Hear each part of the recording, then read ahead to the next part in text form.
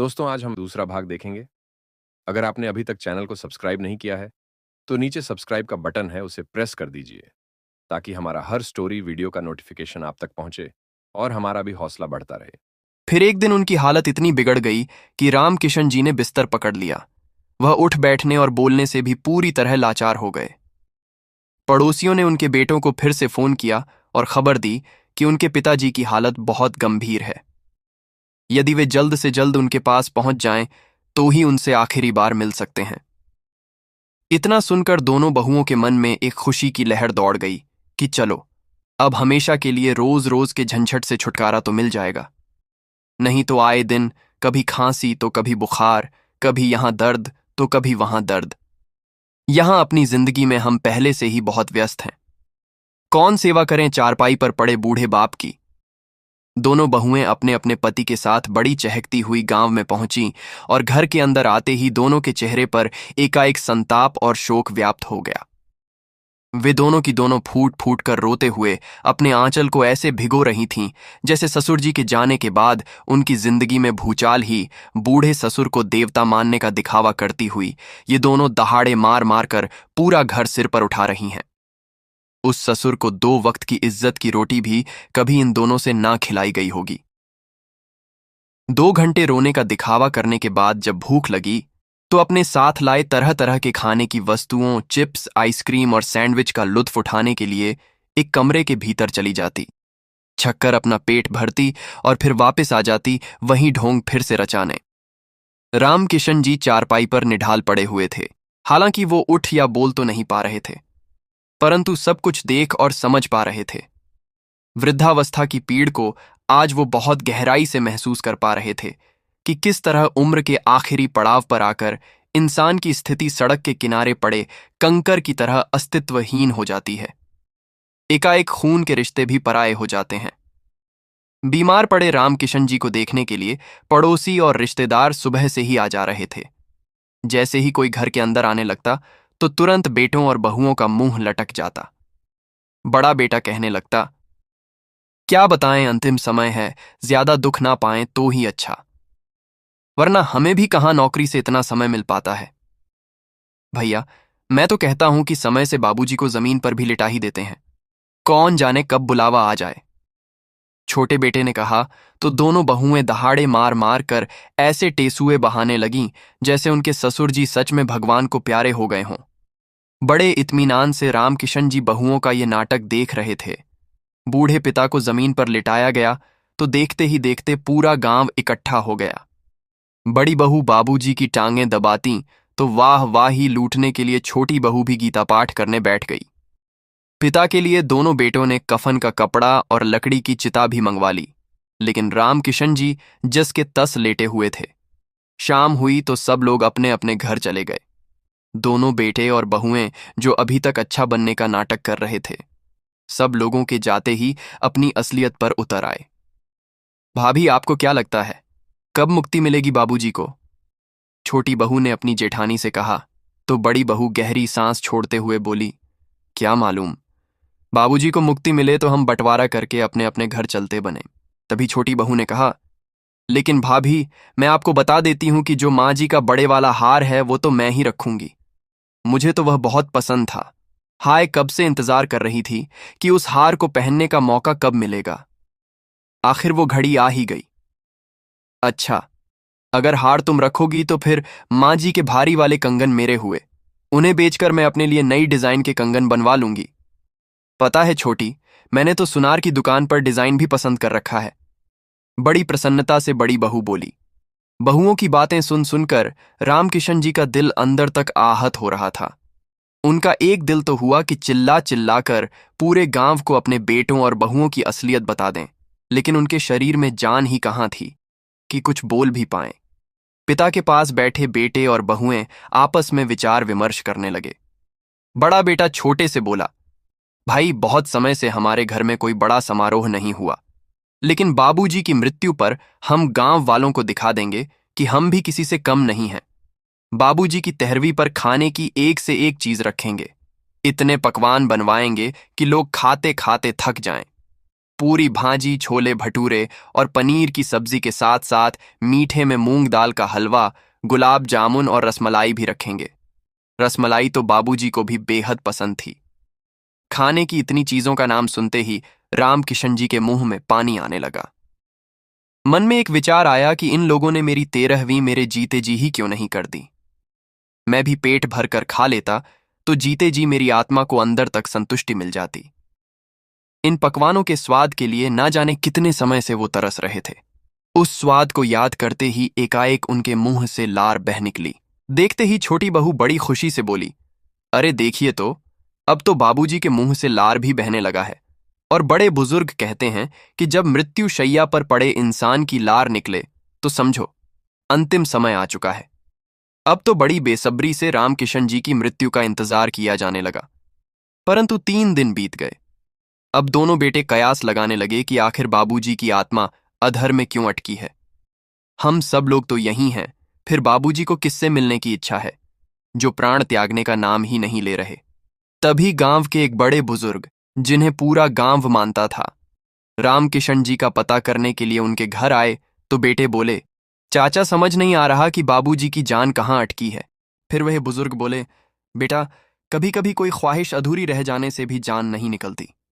तुम एक काम करो, अपने पिता की पसंद की खाने की चीज बनवाओ और उन्हें खिलाओ। हो सकता है वही खाने की ख्वाहिश मन में रह गई हो। बहुओं ने फटाफट से रसोई घर में जाकर बाबूजी के लिए देसी घी में सूजी का हलवा बना दिया। जैसे ही वो हलवा लेकर बाहर आई तो हलवे की खुशबू से ही उनका रोम रोम खिल उठा। बड़े बेटे ने एक चम्मच से थोड़ा हलवा मुंह में डाला तो रामकिशन जी बड़ी खुशी से खाने लगे। दोनों बेटे और बहुएं उन्हें बड़े चाव से हलवा खाते देखकर हैरान थे। देखते ही देखते पूरा कटोरा खाली हो गया। लेकिन ससुर की मृत्यु की प्रतीक्षा करती बहुओं के धैर्य की सीमा अब समाप्त होने लगी थी। छोटी बहू ने कहा, मैं तो अपना सामान पैक कर रही हूं। अब हम लोग और ज्यादा यहां नहीं रुक सकते। हम इतने निठल्ले थोड़ी ना हैं कि किसी की मृत्यु के इंतजार में अपना वक्त गंवाते रहें। तभी बड़ी बहू गुस्से से भड़कते हुए बोली, हाँ हाँ, निठल्ले तो हम हैं ना, कोई कामकाज थोड़ी ना है हमें। बाबूजी का ठेका तो हमने ले रखा है। पूरे 20 दिन सेवा की थी हम लोगों ने बाबूजी की। तुमसे तो 1 हफ्ता भी न संभाले गए थे। जबरदस्त बहस छिड़ गई देवरानी जेठानी में। बहुओं के साथ साथ बेटे भी लड़ाई में कूद पड़े। फिर तो ऐसा तांडव हुआ कि पूरे गांव ने तमाशा देखा। कुछ बड़े बुजुर्गों ने आकर समझाया भी, कुछ तो शर्म करो। तुम्हारे बूढ़े पिता मृत्यु शैया पर पड़े हैं और तुम लोग उनके सामने ही लड़ाई झगड़े पर उतर आए। इस समय ऐसी बातें करना क्या तुम्हें शोभा देता है? लेकिन उन लोगों को कहां परवाह थी। बिना किसी लाज शर्म के उन्होंने झगड़ा जारी रखा। वहीं थोड़ा भोजन पेट में गया तो रामकिशन जी के शरीर में भी जान वापस आने लगी। उनका शरीर कुछ हरकत में आ गया और थोड़ी बोलने की ताकत भी आ गई। ये देखकर तो बेटों और बहुओं के होश ही उड़ गए। परेशान होकर वे सोचने लगे कि अब क्या किया जाए। खैर, जैसे तैसे रात बीती और सुबह हुई तो बड़े बेटे ने पिता को भी दूध के साथ 2 ब्रेड खिला दिए। चाय नाश्ता करके वे सब अपने अपने घर जाने को तैयार हो गए।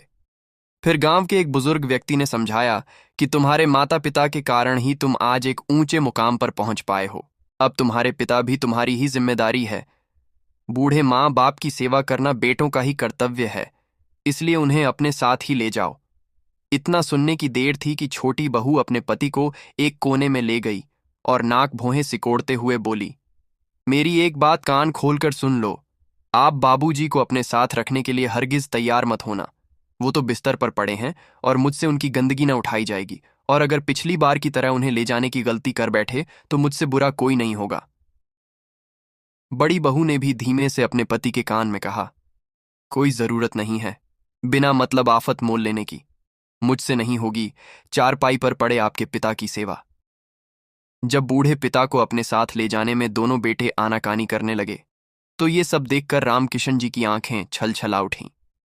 हाथ जोड़कर अपने बेटों और बहुओं से बोले, तुम लोग अपने अपने घर जाओ। मैं यहां कैसे रहूंगा, ये मैं खुद ही देख लूंगा। पिता के इतना कहने की देर थी कि वे सब तुरंत अपना सामान उठाकर चुपचाप निकलते बने और आखिरकार 5 दिन से चलते आ रहे बेटों और बहुओं के नाटक का अंत हुआ। एक दो दिन और बीते तो रामकिशन जी की हालत में कुछ और सुधार हो गया, लेकिन अब वह गंभीर सोच विचार में डूबे हुए थे। बार बार अपनी पत्नी सरस्वती की तस्वीर से ही पूछने लगते, ये है हमारी औलाद। अगर औलाद ऐसी होती है तो इंसान बे औलाद ही बेहतर है।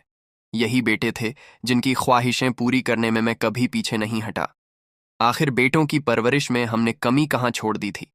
बच्चों के लिए वर्षों की तपस्या में खुद को झोंक दिया था, लेकिन अपनी कठिन परिस्थितियों का बच्चों को पल भर भी आभास नहीं होने दिया था। आज उन्हीं बच्चों को मुझसे छुटकारा पाने की इतनी जल्दी थी कि मेरे जीते जी घर पर सफेद कफन और चिता मंगवा कर रख दी। मेरे मरने की राह देख रहे थे सबके सब, और जब उनकी उम्मीदों पर पानी फिर गया तो मुझे अनाथ करके जाने में उन्होंने एक पल की भी देरी नहीं की। अपनी ही संतान ने वृद्धावस्था के हर कदम पर मेरे स्वाभिमान को इतना आहत किया है कि मैं जीते जी स्वयं को मृत महसूस कर रहा हूं। आत्ममंथन करते करते आज उन्होंने एक निर्णय लिया। उन्होंने गांव के सरपंच को बुलाया और अपना फैसला बताते हुए उन्हें अपने अगले कदम के बारे में बताया। रामकिशन जी की बात सुनकर सरपंच जी की हैरानी का ठिकाना न रहा। वे बोले, लेकिन रामकिशन, ऐसा फैसला लेने से पहले एक बार फिर सोच लो। तो रामकिशन जी ने कहा, बहुत विचार करके और दिल पर पत्थर रखकर यह फैसला लिया है मैंने।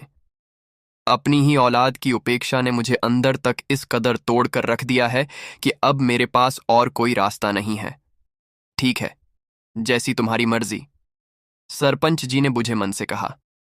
रामकिशन जी ने अगले 2 दिनों में अपने फैसले को व्यवहारिक रूप दिया और उसके बाद भरी आंखें लिए एक वृद्धाश्रम में रहने चले गए।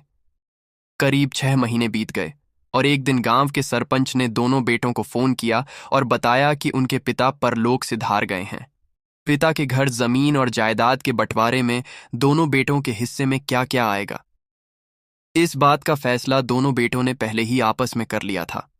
बंटवारे की पूरी तैयारी के साथ दोनों बेटे और बहुएं गांव पहुंच गए। आंसू बहाते हुए बेटों ने पिता के शरीर को मुखाग्नि दी और जब घर पहुंचे तो पड़ोसियों और रिश्तेदारों के जाने का इंतजार किए बिना दोनों बेटों और बहुओं ने सबसे नजरें चुराकर पिता के कमरे का दरवाजा खोला। ऐसा करते समय चारों के चेहरे पर एक कुटिल मुस्कान फैली हुई थी। दोनों बेटों को नोटों के बंडल अपनी आंखों के सामने नाचते हुए दिखाई दे रहे थे, तो वहीं दोनों बहुओं की आंखें अपनी सासू मां के सोने के गहनों पर एक नजर डालने को ही बेताब हो रही थीं। बड़े बेटे ने अपने पिता की अलमारी खोलकर उसमें से वे दोनों संदूक निकाले जिनमें उनकी मां के गहने और घर और खेतों के कागजात रखे जाते थे। संदूकों पर ताले जड़े थे, लेकिन यहां वहां ताका झांकी करने के बाद संदूक की चाबियां भी मिल गईं। बड़ी खुशी से बड़ी बहू ने पहला संदूक खोला, लेकिन देखते ही सबके चेहरे पर एकाएक निराशा के भाव आ गए। अरे, ये क्या, इस संदूक में तो माँ जी के गहने होने चाहिए थे, पर यहां तो देखो, इसमें तो आप लोगों की बचपन की तस्वीरें पड़ी हैं। और ये क्या हैं? छोटे बच्चों के खिलौने। ये सब चीजें भी कोई संदूक में रखता है क्या? मुंह बनाते हुए बड़ी बहू ने वह खिलौना नीचे फेंक दिया। तभी बड़े बेटे ने वो खिलौना उठाते हुए कहा, छोटे, याद है, हम दोनों बचपन में इन्हीं खिलौनों से खेला करते थे। इतनी खट्टी मीठी यादें जुड़ी थीं इन खिलौनों के साथ हमारी, इसलिए मां ने इन्हें सहेज कर रख दिया होगा। फिर दोनों बहुएं एक के बाद एक सामान निकालकर फेंकने लगीं।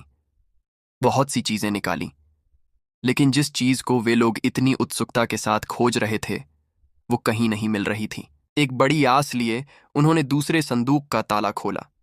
संदूक में सबसे ऊपर एक थैला रखा था जिसमें कुछ पैसे रखे हुए थे। उन चारों की ललचाई नजरें उस थैले पर टिक गईं। पैसे निकालकर गिने तो पूरे 50,000 रुपए थे। उसी के साथ एक और लिफाफा रखा था जिसमें 500 रुपए का फटा पुराना सा नोट था। और देखो क्या रखा है संदूक में, छोटी बहू बोली। तो छोटे बेटे ने सारा सामान निकाल दिया, लेकिन उसमें उनके बचपन के छोटे छोटे कपड़ों के अलावा और कुछ नहीं था। अरे, ये कागज तो हमने पढ़ा ही नहीं। जरूर इसमें बाबूजी के बैंक अकाउंट या उनकी संपत्ति के बारे में कोई जानकारी होगी। कहते हुए बड़ी बहू की आंखों में चमक आ गई। फिर बड़े बेटे ने उस पत्र को पढ़ना शुरू किया। पत्र में लिखा था, इतनी बेसब्री से क्या चीज ढूंढ रहे हो बेटा? तुम्हारी मां के गहने और मेरी संपत्ति। अरे बेटा, हम दोनों की अनमोल संपत्ति तो तुम्हारे बचपन की ये यादें ही थीं। जिन्हें हमने बड़े सहेज कर रखा था। लेकिन तुम दोनों अपनी जिंदगी में इतने मस्त हो गए कि अपने माँ बाप को ही भुला बैठे। जानते हो बेटा, किसी भी इंसान के लिए उसके जीवन का सबसे बड़ा दुख क्या होता है? अपनों के होते हुए भी वह अपने उससे दूर हो जाए, इतने दूर कि उसका ख्याल तक अपने दिमाग से निकाल दें। और बेटा, सच कहूं तो उस समय दुनिया की कोई दौलत या संपत्ति काम नहीं आती। सब व्यर्थ सा लगने लगता है। तुम्हारा ये बूढ़ा पिता अपने अंतिम समय में हर क्षण अपने बच्चों के साथ को तड़पता रहा, रोता रहा, बिलखता रहा। लेकिन तुम लोग इतने कठोर भी हो गए कि वो आंसू भी तुम्हें नजर नहीं आए। दो दो बेटों के होते हुए भी अपने अंतिम समय में वृद्धाश्रम जाकर रहने को मजबूर हूं। इससे बड़ी लानत की बात तुम्हारे लिए और क्या हो सकती है? बेटा, अब वो बात बताता हूं जिसे जानने के लिए तुम सबसे ज्यादा उत्सुक हो। मेरे खेत की जमीन और ये घर और बाकी की जो भी संपत्ति थी, मैंने उसे वृद्धाश्रम को दान कर दिया है, जहां अंतिम समय में मुझे सहारा मिला। और हां, जो 50,000 रुपए तुम्हें मेरे संदूक में से मिले हैं, वह मेरे अंतिम संस्कार का खर्च है। क्योंकि जो बेटे मेरे जीते जी मेरी जिम्मेदारी नहीं उठा पाए, उन बेटों पर मैं मरने के बाद भी बोझ बनना नहीं चाहता हूं। और इसी के साथ लिफाफे में जो 500 रुपए का नोट रखा है, वह मेरे छोटे बेटे के लिए है। याद करो बेटा, ये वही नोट है जो दूध वाला, सब्जी वाला कोई भी लेने को तैयार नहीं था। और मेरे गांव आने से पहले तुमने ये फटा पुराना नोट मेरे हाथ में थमाकर अपने कर्तव्य की इतिश्री कर ली थी। बस, अब तो भगवान से यही दुआ करता हूं कि जैसा मेरे साथ हुआ वैसे दिन तुम लोगों को कभी ना देखने पड़े। लेकिन बेटा, प्रकृति का एक नियम है, जो कुछ भी हम किसी को देते हैं वो हमारे पास लौट कर वापस जरूर आता है। पत्र पढ़ते पढ़ते बड़े बेटे की आवाज कांपने लगी और छोटा बेटा पत्र में लिखी बातें सुनकर फूट कर रोने लगा। और दोनों बहुएं अपना अपना सिर पकड़कर जमीन पर धम से बैठ गई। आज सच में उनकी जिंदगी में भूचाल आ चुका था। दोस्तों, अगर आपने अभी तक चैनल को सब्सक्राइब नहीं किया है, तो नीचे सब्सक्राइब का बटन है, उसे प्रेस कर दीजिए ताकि हमारा हर स्टोरी वीडियो का नोटिफिकेशन आप तक पहुंचे और हमारा भी हौसला बढ़ता रहे।